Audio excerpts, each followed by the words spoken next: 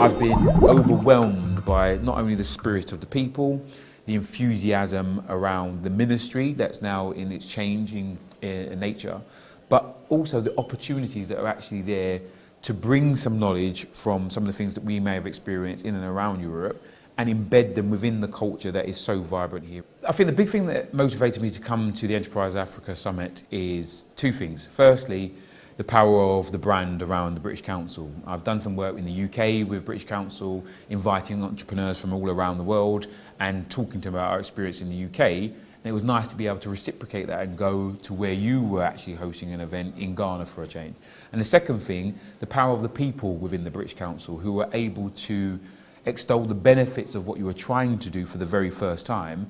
And I like being part of innovative things. So the first conference of this scale to be held in Ghana was really naturally appealing. And then doing some investigations, particularly at the same time as a new government were putting out lots of initiatives and changes in policy to support an entrepreneurial culture, it felt like it was something that I really had to be part of. One of the key takeaways for me was actually speaking to the Deputy Minister and articulating that on my announcement that I was coming to Ghana for the conference, I was overwhelmed by the amount of individuals who were inquiring about foreign direct investment into the continent.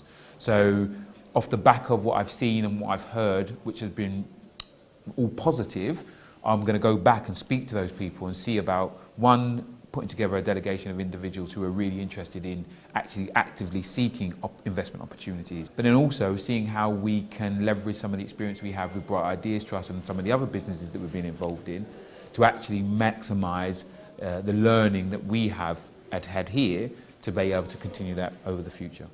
And coming from a very congested marketplace around business startup and support to somewhere where it's in its nascent early days is exciting. I think the only way to move the dial from being a talking shop which everyone walks away feeling very happy about to something that has a lasting legacy is actually to feed back in some way, shape or form.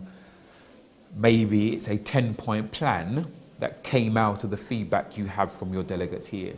In order to really make something valuable, it has to be two-way. It can't just be the old style of teaching, chalk and talking, where you're just throwing something towards an audience.